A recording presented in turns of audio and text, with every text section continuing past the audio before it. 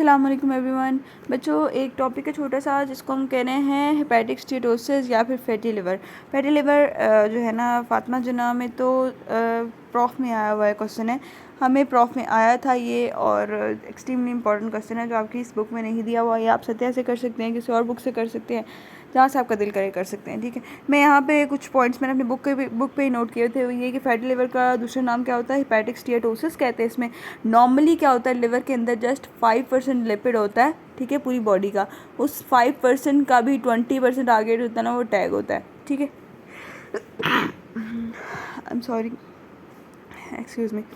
उसके बाद जो है ना दूसरे नंबर पे अगर किसी को फैटी लिवर हो जाता है, फैटी इन्फिल्ट्रेशन होना शुरू हो गया, तो क्या होता है, टैग डिपॉजिट होना शुरू हो जाता है। टैग डिपॉजिट कहाँ होता है, आपके लिवर में डिपॉजिट होना शुरू हो जाता है। और लिपिड कंटेंट जो होता है ना लिवर के सेल्स में, हिपैटोसाइट्स में, वो ऑलमोस्ट 30% हो जाता है। पहले कहाँ 5% था, अब 30% हो गया, जो कि बहुत ह्यूज है। उसके बाद ये कि अब ये जो बढ़ता हुआ टैग है या ये जो भी है, तो वो अब कहाँ पर डिपॉजिट होगा, वो कॉमुलेट होना शुरू हो जाएगा, कॉम्बिनेशन ऑफ टैग होना शुरू हो जाएगी इनटू इंट्रासाइटोप्लाज्मिक वैक्यूल। साइटोप्लाज्म के अंदर वैक्यूल्स बनेंगे, वहाँ पे टैग भरना शुरू हो जाएगा। अब इसकी वजह से ना इसकी कॉजेज़ क्या होंगी और जो है वो आगे इसके इफ़ेक्ट्स क्या होंगे वो हमने डिस्कस करने। सबसे पहले तो कॉजेज़ क्या है कि इसमें ना कि डिसफंक्शन हो गया है आपके लिपिड मेटाबॉलिज्म ख़राब हो गया है, हाइपर लिपोप्रोटीनीमिया हो गया है, ए बीटा लिपोप्रोटीनीमिया हो गया है। इन दोनों वजूहात की वजह से जो है ना वो फैटी लिवर हो सकता है। उसके बाद जो है ना न्यूट्रिशनल जो है वो क्या हो सकती है कॉज, न्यूट्रिशन का क्या ताल्लुक है इससे फैटी लिवर होने से। कोई एक बंदा है जो बहुत ज़्यादा फैट डाइट ले रहा है और कार्बोहाइड्रेट डाइट दोनों ही बहुत ज़्यादा ले रहा है, ठीक है, इन दोनों की वजह से जो है ना फैटी लिवर के चांसेस बढ़ते हैं ज़्यादातर फैट की वजह से। जबकि जो है ना लो प्रोटीन डाइट जो है ना वो उसमें क्या होता है, लो प्रोटीन डाइट जो है वो उसमें मिथ्योनिन की डेफिशिएंसी है किसी बंदे में, और शॉर्कर डिजीज़ हो जाती है इसकी वजह से। इसका मैकेनिज्म मैं आपको फिर बताऊंगी कि मिथ्योनिन का क्या ताल्लुक होता है, ठीक है। उसके बाद जो है ना ओबेसिटी आ जाता है। ओबेसिटी में क्या होता है, ओबेसिटी एक प्री डिस्पोजिंग फैक्टर है, ठीक है। ओबेसिटी की वजह से जो फैटी लिवर होता है वो दूसरी टाइप का होता है जिसको हम नॉन अल्कोहलिक फैटी लिवर कहते हैं। उसके बाद आ जाता है इथाइल अल्कोहल। इथाइल अल्कोहल में क्या होता है कि हेपेटोटॉक्सिक इफेक्ट होता है इथाइल अल्कोहल का। जो बंदे अल्कोहल लेते हैं तो लिवर के सेल्स होते हैं ना उनके सिरोसिस होना शुरू हो जाता है, हेपेटोटॉक्सिक इफेक्ट होता है, जिसकी वजह से क्या होता है कि ऑक्सीडेशन की जो फैट्स है ना, ऑक्सीडेशन ऑफ फैट है लिवर के अंदर, वो जो है ना वो कम हो जाती है। जब वो कम होती है ना तो उस ऑक्सीडेशन कम होने की वजह से फैट्स डिपॉजिट होना शुरू हो जाता है और बंदे को फैटी लिवर हो जाता है। उसके बाद एक और रीज़न है जिसको हम कह रहे हैं deficiency of vitamin E. Deficiency of vitamin E की वजह से क्या होता है, vitamin E, pyridoxine, pantothenic acid, folic acid और B12, इनकी वजह से भी जो है ना वो फैटी लिवर हो सकता है, ठीक है। उसके बाद स्टारवेशन आ जाती है, एक्सेसिव मोबल कि कोई बंदा जो है ना वो स्टारवेशन की कंडीशन में, उसने खाया कुछ नहीं है तो क्या होता है उसके फैट्स मोबिलाइज होना शुरू हो जाते हैं। फैट्स की मोबिलाइजेशन की वजह से जो है ना क्या ये फैट्स बहुत ज़्यादा अकोमोडेट हो जाते हैं और लिवर में भी अकोमोडेट होना शुरू हो जाते हैं, जिसकी वजह से फैटी लिवर हो सकता है। उसके अलावा क्योंकि ग्लूकोज सप्लाई कट ऑफ हो गया इसलिए एक्सेसिव मोबिलाइजेशन होती है फैट की। और it is most commonly associated with alcohol and metabolic syndrome. Metabolic syndrome में क्या आ जाता है, डायबिटीज़ आ जाती है और हाइपरटेंशन आ जाती है, इनके साथ ज़्यादा एसोसिएटेड होती है। उसके बाद कुछ ड्रग्स हैं जिनकी वजह से हो सकता है, टेट्रासाइक्लाइंस है, उसके बाद वेलप्रोइक एसिड है, vitamin A, glucocorticoid, methotrexate, calcium channel blockers, ये कुछ ड्रग्स हैं जिनकी वजह से ये हो सकता है। उसके बाद दो रीज़न यहाँ पे लिखे हुए, एक है इंसुलिन डेफिशिएंसी। इंसुलिन डेफिशिएंसी में क्या होता है कि इंसुलिन कम होगी तो क्या होगा, मोबिलाइजेशन ज़्यादा हो जाएगी फ्री फैटी एसिड की एडिपोज टिश्यू से, जिसकी वजह से क्या है कि डायबिटीज़ मेलाइटस हो सकता है उस बंदे को। और उसके बाद ये कि thyroid, epinephrine, norepinephrine, acetylcholine, female sex hormone, ये सारी चीज़ें जो है ना इनकी जो है वो इफ़ेक्ट हो सकता है, एक्सेस अमाउंट हो जाती है इनकी, ठीक है। एक्सेस अमाउंट ऑफ ये इन हार्मोन्स की जो है ना, सर्टेन हार्मोन्स की, उसकी वजह से भी ये हो सकता है फैटी लिवर। उसके बाद ये कि थर्ड ट्राइमेस्टर ऑफ प्रेगनेंसी है ना, उसमें भी ये हो सकता है, ठीक है।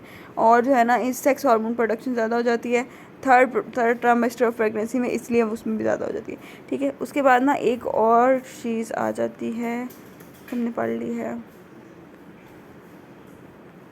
ये चीज़। अब इसको हमने डायग्नोसिस कैसे करना होता है।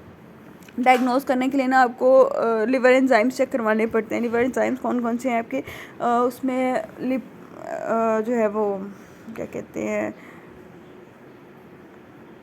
एंजाइम्स कौन कौन से थे, मुझे LFTs RFTs LFTs करवाने पड़ते हैं, ठीक है। उन LFTs में जो है वो LFTs आप चेक करवाते हो, अब लिवर एंजाइम अगर बड़े हुए आते हैं आपके, तो उसके अंदर क्या है कि सबसे पहले तो ये कि आपने फिर पहले लिवर एंजाइम चेक कराना है, फिर उस चीज़ की सीरोलॉजी चेक करवानी है। सीरोलॉजी से आपको क्या पता चलेगा कि उस बंदे को वायरल हेपेटाइटिस तो नहीं है। पहले वायरल हेपेटाइटिस को एक्सक्लूड करना है, वो एक्सक्लूड करने के बाद आपने क्या करना है, इमेजिंग करवानी है। इमेजिंग क्या होता है कि एक्सरे CT स्कैन ये चीज़ें करवानी है। वो इमेजिंग के ऊपर क्या पता चलेगा कि उस बंदे की लिवर के अंदर फैटी इन्फिल्ट्रेट तो नहीं है। फैटी इन्फिल्ट्रेट आपको नज़र आ रहे हैं तो उसका मतलब है कि वो मे बी 2 वजह से हो सकते हैं कि बंदा एक्सेस उसको अल्कोहल इंटेक करता है या कोई और मसला है। तो आपने उससे ना फिर पूछना है, फिर इन्वेस्टिगेशन करनी है। इन्वेस्टिगेशन में क्या करना है, उससे पूछना है कि आप अल्कोहल तो नहीं पीते। वो कहता है हाँ पीता हूँ, तो आपने इन्वेस्टिगेट करना है कितना पीते हो, ठीक है। तो उसने कहना है अगर less than 2 drinks per day है तो उसका मतलब ये कि उस बंदे को नॉन अल्कोहलिक फैटी लिवर है। मतलब ये कि अल्कोहल की वजह से उसको फैटी लिवर नहीं हुआ अगर वो 2 से कम ड्रिंक लेता है दिन में, और अगर 2 से ज़्यादा लेता है तो उसका मतलब ये है कि अल्कोहल की वजह से उसको फैटी लिवर हुआ है। उसके बाद ट्रीटमेंट क्या है, ट्रीटमेंट अगर सिंपल है ना, अगर कोई ज़्यादा मसला नहीं है तो उसको किसी ट्रीटमेंट की ज़रूरत नहीं है। तो वो अपनी ब्लड शुगर कंट्रोल करो, अल्कोहल का यूज़ कम करो, ठीक है। और जो है वो ये यूरोडिऑक्सीकोलिक एसिड है ना, तो वो दे सकते हैं हम। वो इम्प्रूव कर देता है आपकी लिवर फंक्शन एंजाइम्स को, या फिर LFTs को है ना इम्प्रूव कर देता है, ठीक है। उसके बाद पैथोलॉजी आ जाती है इसकी। इसमें पैथोलॉजी में होता क्या कि नॉन अल्कोहलिक फैटी लिवर कैसे होता है, क्या होता है, हम ना कोई ऐसी डाइट ले रहे हैं जिसके अंदर क्या है, कैलोरीज ज़्यादा है, फैट ज़्यादा है और फ्रक्टोज या कार्बोहाइड्रेट ज़्यादा है। जब वो ज़्यादा ले रहे हैं ना तो उसकी वजह से क्या है कि एडिपोज टिश्यूज़ जो है ना वो बढ़ना शुरू हो गया और एडिपोज टिश्यूज़ में फ़ैट डिपॉजिट ज़्यादा हो गया। उसके बाद क्या है कि ना इसकी उनकी मज़ीद जो फैटी एसिड की ऑक्सीडेशन बढ़ जाती है। ऑक्सीडेशन बढ़ेगी तो डिनोवो सिंथेसिस बढ़ेगी और टैग VLDL सारा कुछ बढ़ना शुरू हो जाएगा। जब ये बढ़ेगा ना तो इसकी वजह से क्या होगा, रिएक्टिव ऑक्सीजन स्पीशीज़ उतनी ही ज़्यादा बनेंगे और रिएक्टिव ऑक्सीजन स्पीशीज़ की वजह से ऑक्सीडेटिव स्ट्रेस होता है, ठीक है। अब एक तो ऑक्सीडेटिव स्ट्रेस हो गया, दूसरा रीज़न क्या हो सकता है, एक बंदा है डायबिटीज़ मेलाइटस वाला, क्योंकि हम नॉन कोलिक फैटी लिवर पढ़ रहे हैं तो इसका मतलब ये है कि इसके अंदर कोई और डिजीज़ भी है। उस बंदे के अंदर अगर डायबिटीज़ है तो उसके अंदर इंसुलिन इंटॉलरेंस होगी या रेजिस्टेंस होगी। तो रेजिस्टेंस की वजह से भी लिपोटॉक्सिसिटी हो सकती है, रिएक्टिव ऑक्सीजन स्पीशीज़ की वजह से लिपोटॉक्सिसिटी हो सकती है। उसके अलावा एंडोटॉक्सिन्स कोई हैं तो उसकी वजह से भी जो है ना लिपोटॉक्सिसिटी हो सकती है। लिपोटॉक्सिसिटी की वजह से जो है ना हिपैटोसाइट्स लिवर के सेल्स हैं वो इंजर होना शुरू हो जाते हैं, उनकी इन्फ्लेमेशन होना शुरू हो जाती है। जब इन्फ्लेमेशन होती है तो क्या होता है, उनकी फाइब्रोसिस शुरू हो जाती है, जिसको हम कहते हैं स्टीएटो हेपेटाइटिस कहते हैं, ठीक है। ये काम हो जाता है। ये 2 चीज़ें मैंने फैटी लिवर की नोट की थी। आप कहीं और से मज़ीद अच्छा पढ़ना चाहें तो आप पढ़ सकते हैं। Thank you so much.